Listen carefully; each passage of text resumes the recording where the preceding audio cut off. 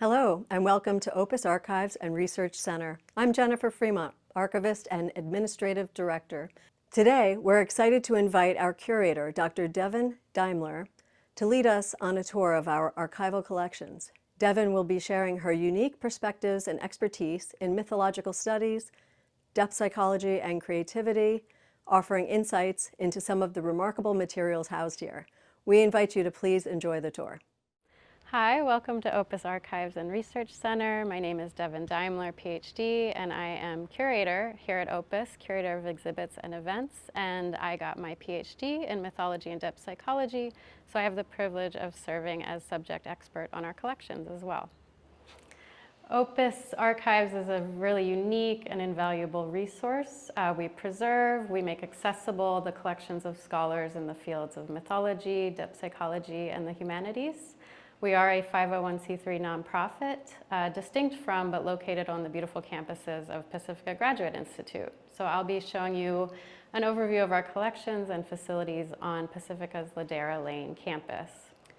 So OPUS is what we call a living archive. We preserve these collections, but the ultimate goal isn't exactly preservation so much as activation.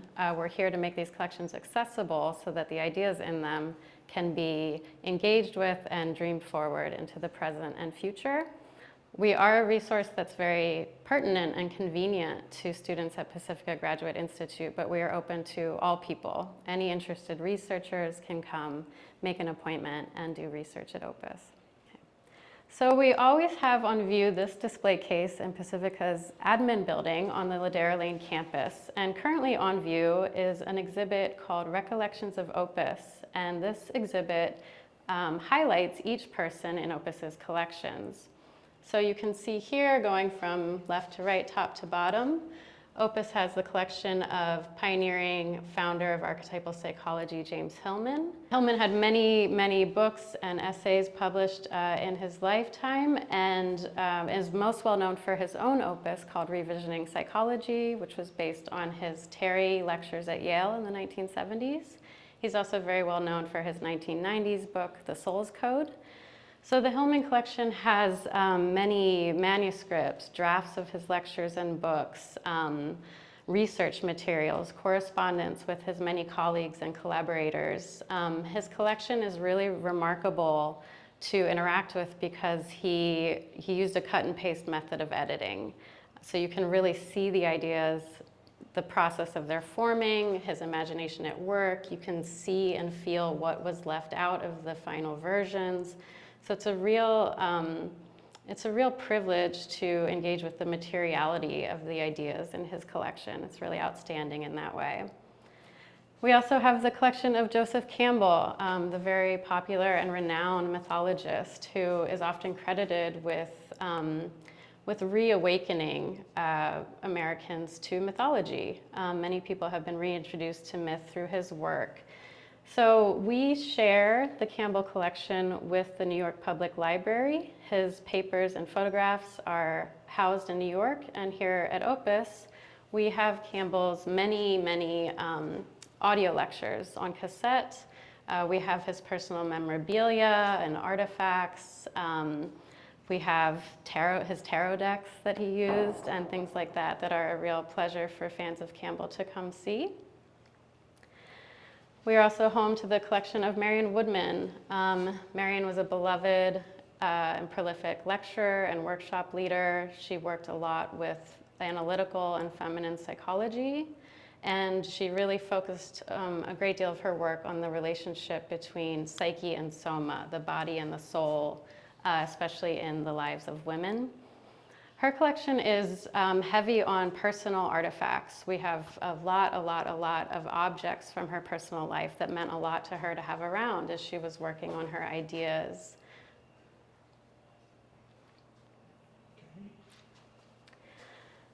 One of our outstanding collections is that of Maria Gimbutas, a Lithuanian-American archaeologist.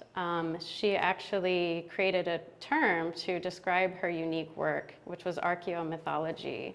So this captured the fact that her work bridged folklore, myth, archaeology, symbolic studies. Her work is still very renowned. Her work on the migration of Indo-European language systems is something that is still renowned in archaeological and linguistic circles. She also did a lot of work on goddess studies.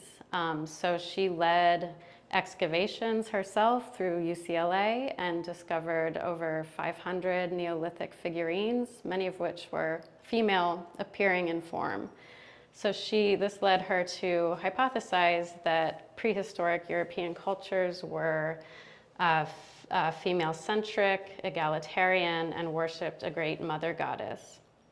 So her work has been very inspirational to a lot of feminists, a lot of artists, and her collection I love for its rich imagery. Her collection is the most image-filled collection at Opus. There's boxes and boxes and folders of what she called her symbol research archives. So it's a really delightful, wondrous collection for people with an interest in the visual and in ancient artifacts. We also have the collection of Tony Joseph. He is a not very well-known individual who did some very interesting work on what he called archetypal astrology. So he is our resident astrologer in the collections. And his collection is small because his life was brief, unfortunately cut short by AIDS in the 1980s. But for anyone with an interest in astrology and blending that with mythology, it's a beautiful collection. His unpublished book is a part of that collection, all on that subject.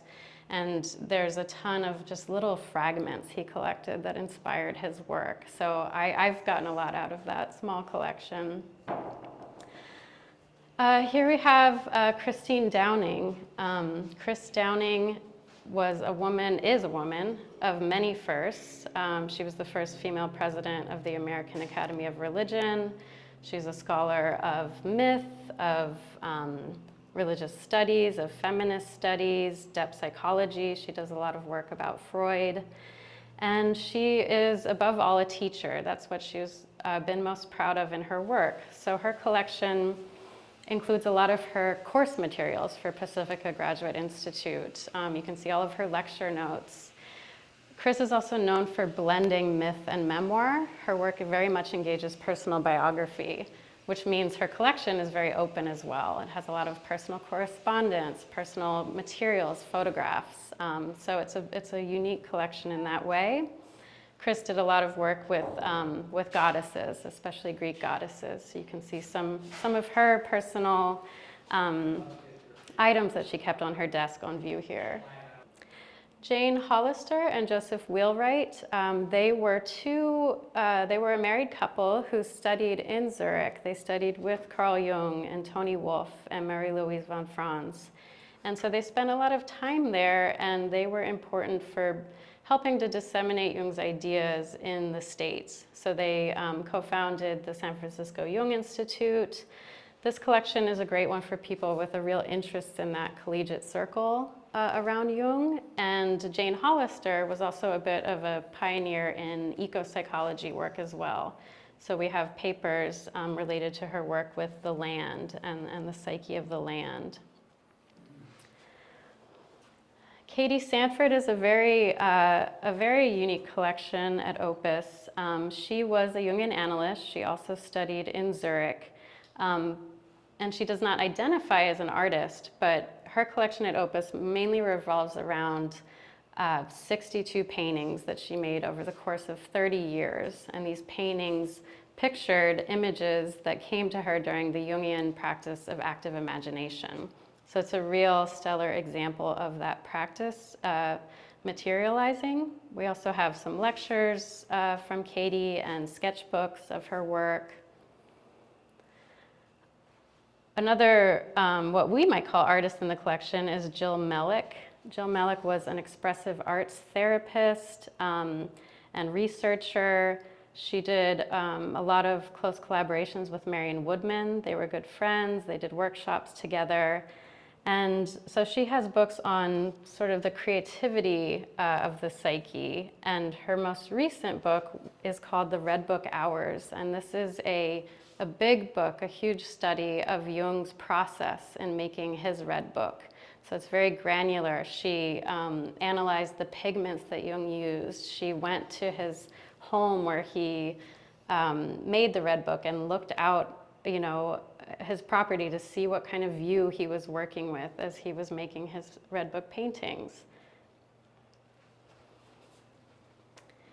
And then finally, we have two rare book collections at Opus. One is the collection of John Sandford. This is a small collection of rare books mostly on Christianity and Gnosticism. And he was a parish priest who became an analyst, and his work was very interested in bridging the worlds of Jungian psychology and Christianity, Christian thought, and imagination.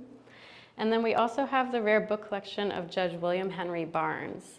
And this is just a spectacular collection.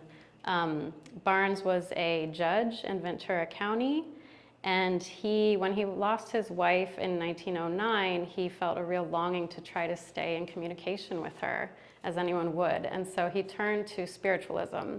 And so his book collection includes over 80 copies of these rare, magnificent, strange books on spiritualism from the late 19th and early 20th century. Opus's most recent acquisition is the collection of Robert Johnson, a beloved Jungian analyst and author who wrote about masculine psychology, feminine psychology, Dionysian ecstasy, and other subjects. So we're very excited and honored to have his collection. Now let's move on to the in-house research library on the Ladera campus.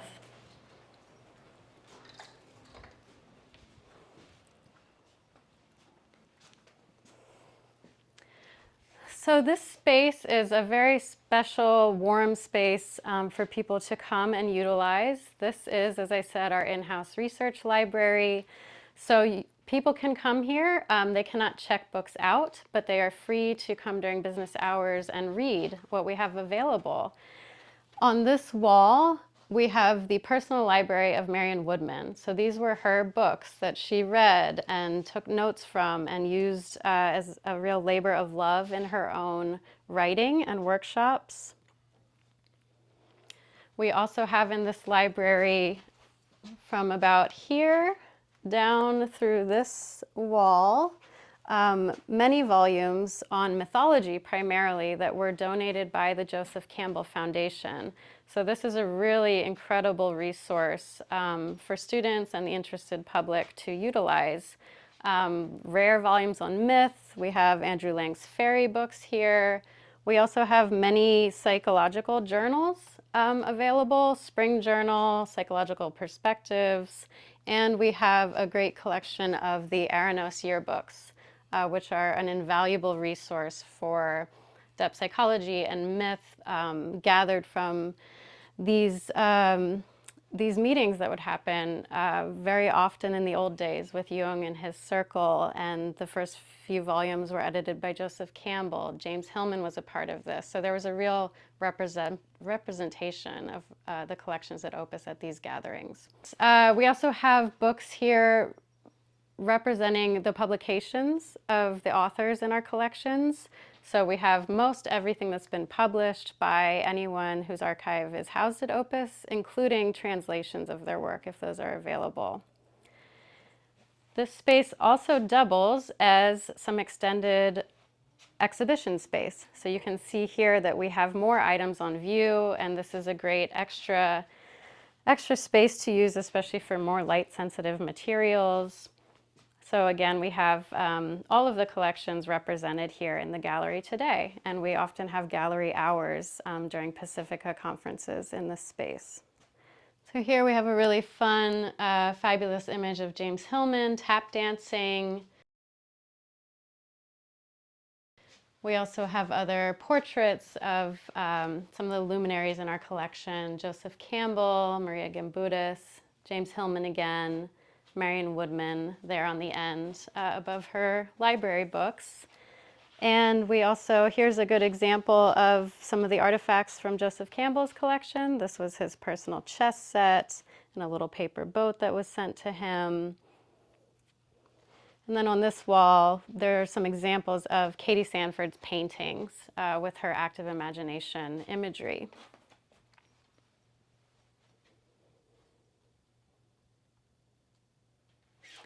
So now we'll head downstairs to the basement.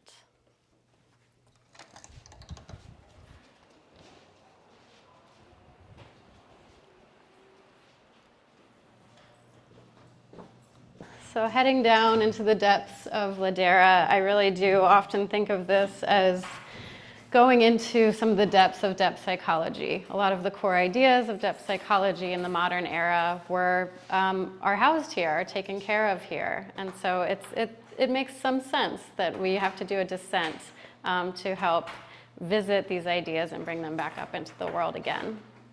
So we can first begin here. This is our director's office, and in this office, this is a place where research might be done. Researchers spread out on this desk here, but there's another very important desk in this room, which is Joseph Campbell's writing desk. So this was the desk that he actually did very much of his work on when he lived in New York. This was originally intended as a dining table. It was a wedding present to Campbell and his wife, the very famous dancer Jean Erdman. And so this is, it was soon taken over by Campbell. He saw the value in a large desk to do his research and writing at. And these are actual materials from his collection that adorn the desk still today here. So now we can take a peek at the real treasure house of Opus. This is the stacks.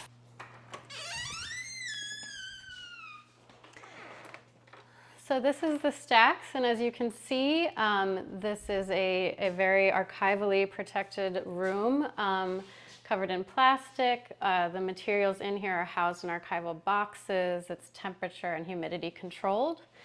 And so we can take a glimpse down this middle row so you can see what things look like. This is the Chris Downing collection. We have artifacts in boxes like this and course materials up here. And above Chris's collection is that fantastic spiritualist rare book collection with just many really enigmatic titles peeking out. And as we go down the row, we start to enter the James Hillman collection.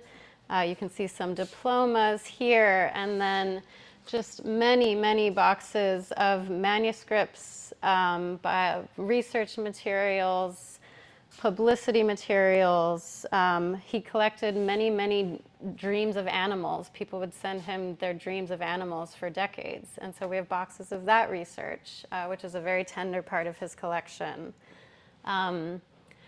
Materials from Spring Publications, Aranos, and then here his own drafts, very edited cut and paste drafts of his many books and essays.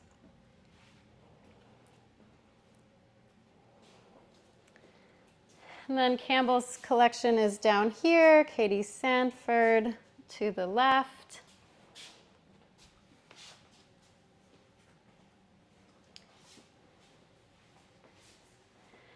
And almost this entire, over halfway down, is the collection of Maria Gimbutas. So a very extensive collection here.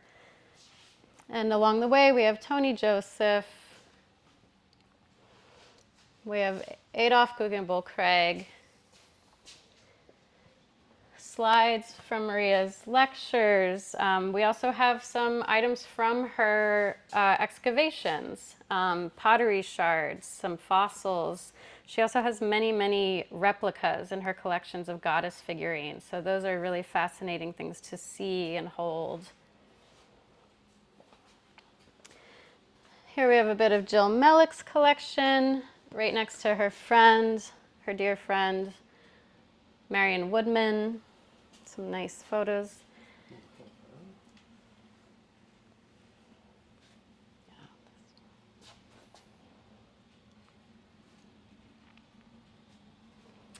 The wheelwrights collection is here. We also have a lot of audio from their collection, photo albums, film reels.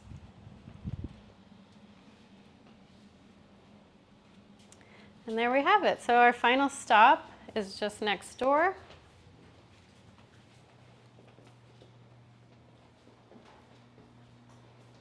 And this is the Legacy Digital Lab. So through here is the room where we bring things from the stacks into here to be processed, to be scanned, to be, we do audio archival work in here, and I spread out to curate exhibits in here. So this is a special place where a lot gets done. Researchers might work in here. We have light boxes to view slides. So on view here, you can see a few banners from our exhibits over the past few years. These were a real pleasure to curate. And a relatively recent extra asset of OPUS since the pandemic is that we have put some of our exhibits online virtually. So you can go to opusarchives.org and go to exhibits and view some of our materials digitally.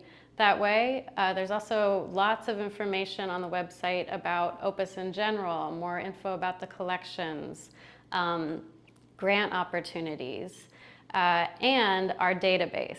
So this is a very important resource to know about. If you're interested in conducting research at OPUS. The way to do research at OPUS is to firstly get in touch with us, write to info@opusarchives.org, and express your interest and availability in coming to campus, as well as what you're interested in researching. And what we'll usually ask you to do then is go to our database, search through it, and see what items are of interest to you.